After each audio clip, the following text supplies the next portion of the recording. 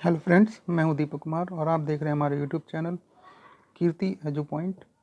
दोस्तों, ये 17 और 18 फरवरी 2021 के इम्पोर्टेंट करंट अफेयर्स क्वेश्चंस हैं जो कि आपके एग्ज़ाम के पॉइंट ऑफ व्यू से बहुत ही ज़्यादा इम्पॉर्टेंट है। दोस्तों, मैं आपसे एक बात कहना चाहता हूँ कि आप रोज़ाना के करंट अफेयर्स से अपडेट रहिए, क्योंकि इसका एग्ज़ाम पर बहुत ज़्यादा फ़र्क पड़ता है। इसीलिए किसी भी दिन इसको छोड़ना आपको आपके एग्ज़ाम से एक एक पॉइंट दूर लेकर के जा सकता है। इसलिए आपका डेली अपडेट रहना बहुत ही आवश्यक है। साथ ही दोस्तों, कहना चाहूँगा कि हमारे चैनल को ज़्यादा से ज़्यादा लाइक और सब्सक्राइब कीजिए, साथ ही अपने फ्रेंड्स के साथ भी शेयर कीजिए, जिससे आपको डेली अपडेट्स मिलते रहें और आपकी करंट की तैयारी अच्छी तरह से होती रहे। तो आइए शुरू करते हैं हम अपने आज के सेशन के साथ। हमारा पहला क्वेश्चन है, भारतीय रक्षा के संदर्भ में हाल ही में खबरों में रहा INS करंज क्या है? ऑप्शन हैं आपके लड़ाकू विमान, युद्धपोत, लड़ाकू टैंक या स्कॉर्पियन पनडुब्बी। तो सही आंसर आपका हो जाएगा फ्रेंड्स ऑप्शन डी, स्कॉर्पियन पनडुब्बी। दोस्तों, भारतीय नौसेना को अपनी तीसरी स्कॉर्पियन पनडुब्बी मिली है, जिसे INS करंज के रूप में मुंबई में कमीशन किया जाएगा। यह 6 पनडुब्बियों का एक हिस्सा है, जिनका निर्णय प्रोजेक्ट 75 के तहत किया जा रहा है। मझगांव डाक शिप बिल्डर्स लिमिटेड ने खंडेरी, कलवरी और करंज नामक 3 स्कॉर्पियन पनडुब्बियां नौसेना को डिलीवर की हैं। आपको पनडुब्बी का नाम याद रखना है। पनडुब्बी का नाम है INS करंज। नेक्स्ट क्वेश्चन, अंतर्राष्ट्रीय सौर गठबंधन के अगले महानिदेशक के रूप में किसे चुना गया है? ऑप्शन हैं आपके अजय सिंह चौहान, अजय माथुर, रवि कुमार या राजीव कुमार। तो सही आंसर आपका हो जाएगा friends option B, Ajay Mathur. दोस्तों, भारत ने अजय माथुर को अंतर्राष्ट्रीय सौर गठबंधन के अगले महानिदेशक के रूप में नामित किया है। वह उपेंद्र त्रिपाठी को स्थानांतरित कर उनका स्थान लेंगे, जिन्होंने 2017 से महानिदेशक के रूप में काम किया है। महानिदेशक का कार्यकाल 4 साल का होता है। अजय माथुर वर्तमान में नई दिल्ली स्थित the energy and research institute के प्रमुख हैं। नेक्स्ट क्वेश्चन, एक स्कूल एक IAS योजना किस राज्य के राज्यपाल ने शुरू की है? ऑप्शन हैं आपके तमिलनाडु, केरल, उत्तर प्रदेश या मध्य प्रदेश। तो सही आंसर आपका हो जाएगा फ्रेंड्स ऑप्शन बी, केरल। दोस्तों, इस योजना की शुरुआत 16 जनवरी 2021 से की गई है। केरल के राज्यपाल आरिफ मोहम्मद खान ने राज्य के 10,000 प्रतिभाशाली लेकिन आर्थिक रूप से कमज़ोर बच्चों को मुफ्त में प्रशासनिक सेवा एवं अन्य प्रतियोगी परीक्षाओं की कोचिंग देने के लिए योजना शुरू की। एक स्कूल एक IAS कार्यक्रम को विधिक इरूडाइट फाउंडेशन प्रायोजकों की मदद से लागू करेगा। कार्यक्रम के लाभार्थियों का चयन एक पैनल द्वारा किया जाएगा, जिसकी अध्यक्षता संबंधित शिक्षण संस्थानों के प्रमुख करेंगे। केरल के मुख्यमंत्री हैं पिनराई विजयन और राजधानी तिरुवनंतपुरम। नहीं पढ़ते हैं नेक्स्ट क्वेश्चन की तरफ। किस केंद्रीय मंत्रालय द्वारा मुशायरा नामक एक कार्यक्रम आयोजित किया जाएगा, जिसमें देश भर के कवि अपनी कविताओं का पाठ करेंगे? ऑप्शन हैं आपके अल्पसंख्यक मामले मंत्रालय, मानव संसाधन विकास मंत्रालय, सांस्कृतिक मंत्रालय, सूचना एवं प्रौद्योगिकी मंत्रालय। तो सही आंसर आपका हो जाएगा फ्रेंड्स ऑप्शन ए, अल्पसंख्यक मामले मंत्रालय। फ्रेंड्स, केंद्रीय अल्पसंख्यक मामले मंत्रालय एक मुशायरा कार्यक्रम आयोजित करेगा, जिसमें देश भर के प्रसिद्ध कवि अपनी कविताओं का पाठ करेंगे। यह कार्यक्रम 20 फरवरी 2021 को एक भारत श्रेष्ठ भारत विषय पर आयोजित किया जाएगा। इसका उद्देश्य युवा पीढ़ी को देश की कला और संस्कृति से अवगत कराना है। आपको ये याद रखना है किस विषय पर आयोजित किया जाएगा, तो उसकी थीम होगी या विषय होगा एक भारत श्रेष्ठ भारत।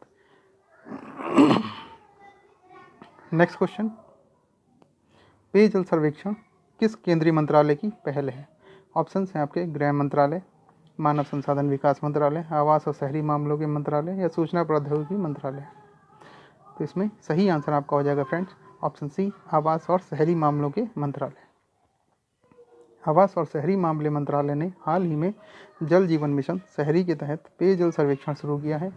यह सर्वेक्षण 10 शहरों आगरा, बदलापुर, भुवनेश्वर, चूरू, कोच्चि, मदुरई, पटियाला, रोहतक, सूरत और तुमकुर में पायलट आधार पर किया जाएगा।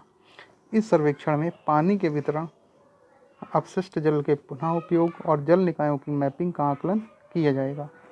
Next question, long range surface to air missile जो हाल ही में खबरों में थी, किस संगठन द्वारा विकसित की गई है? ऑप्शन हैं आपके नासा, इसरो, DRDO, बी और सी दोनों। तो सही आंसर आपका हो जाएगा फ्रेंड्स ऑप्शन सी, DRDO। तो दोस्तों long range surface air to missile के अंतिम उत्पादन बैच को हाल ही में DRDO APJ Abdul Kalam missile complex Hyderabad में रवाना किया गया था। इन मिसाइलों को DRDO द्वारा विभिन्न उद्योग भागीदारों के सहयोग से डिज़ाइन और विकसित किया गया है और भारत डायनामिक्स लिमिटेड द्वारा एकीकृत किया गया है। यह मिसाइल प्रणाली हवाई लक्ष्यों के खिलाफ रक्षा प्रदान करती है, जिसमें लड़ाकू विमान और मिसाइल शामिल हैं। बढ़ते हैं नेक्स्ट क्वेश्चन की तरफ।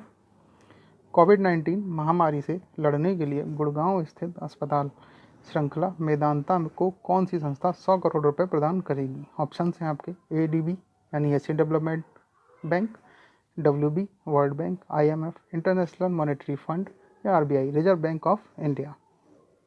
सही आंसर आपका हो जाएगा friends option A Asian development bank यानी कि ADB। तो दोस्तों एशियाई विकास बैंक ने घोषणा की कि वह गुड़गांव स्थित अस्पताल श्रृंखला मेदांता को 100 करोड़ रुपए का ऋण प्रदान करेगा। यह वित्तीय सहायता कोविड-19 महामारी से लड़ने के लिए स्वास्थ्य सेवाओं और चिकित्सा उपकरणों को बढ़ाने में मल्टी स्पेशलिटी अस्पताल श्रृंखला की सहायता करेगी। इसमें संक्रमण नियंत्रण पर स्टाफ प्रशिक्षण कार्यक्रम भी शामिल है।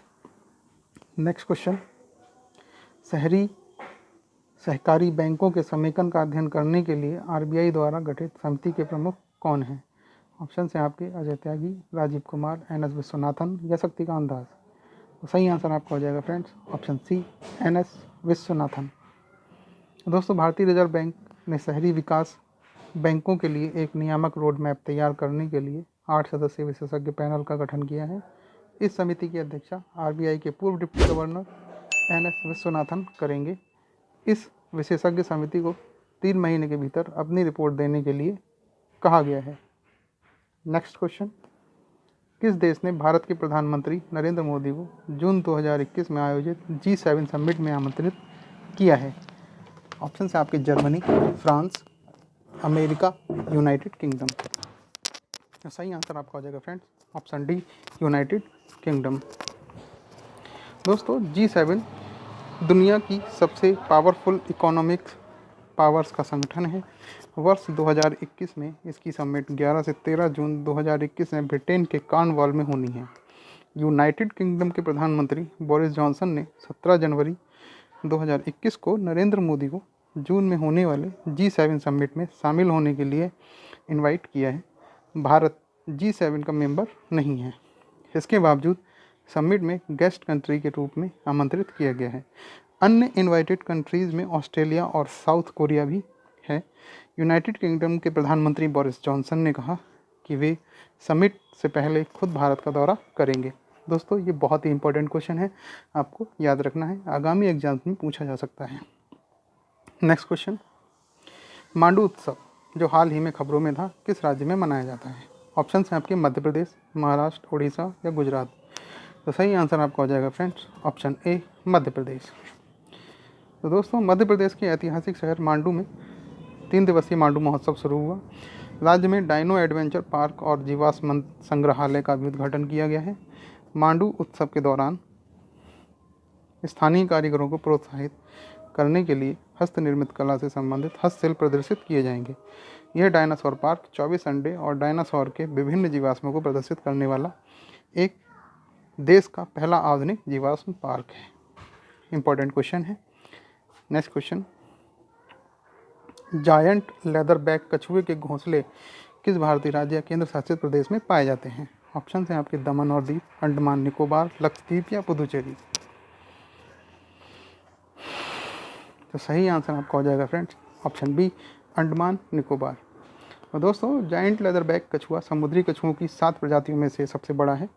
वे आर्कटिक और अंटार्कटिक को छोड़कर सभी महासागरों में पाए जाते हैं। हिंद महासागर में वे इंडोनेशिया, श्रीलंका और अंडमान व निकोबार द्वीप समूह में पाए जाते हैं।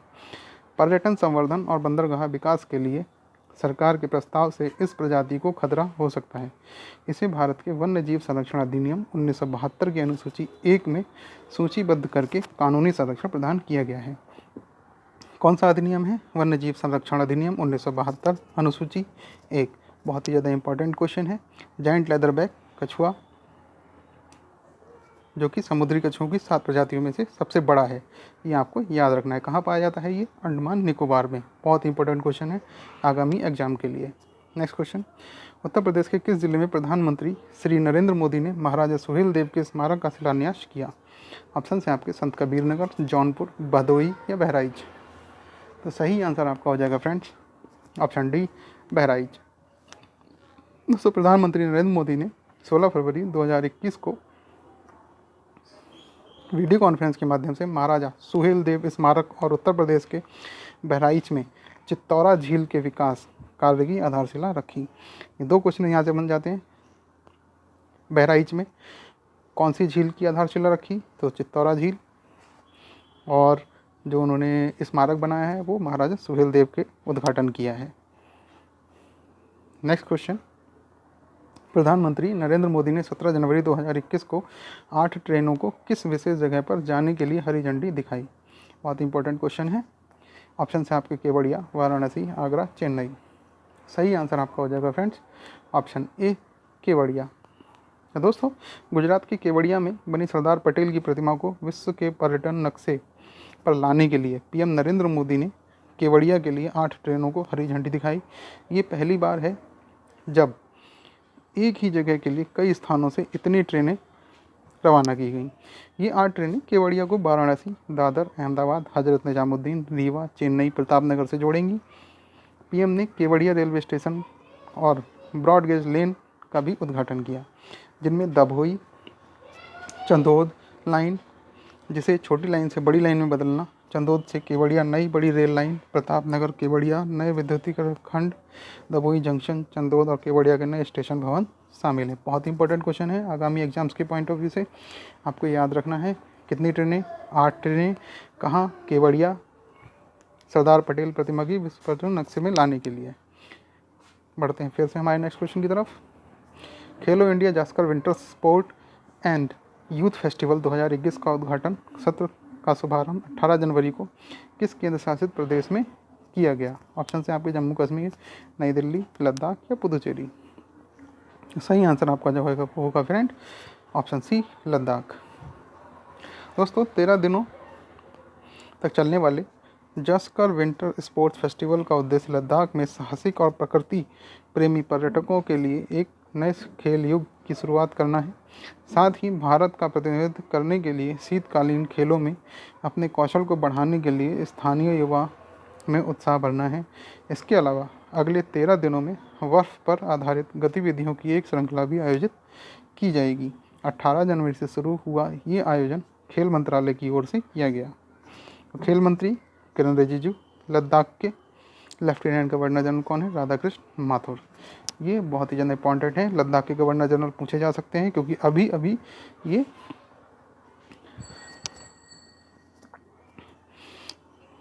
यूनियन टेरिटरी बना है। आपको खेल मंत्री का नाम भी याद रखना है, किरण रिजिजू। और कहाँ पे किया गया है इसका उद्घाटन? लद्दाख में किया गया है।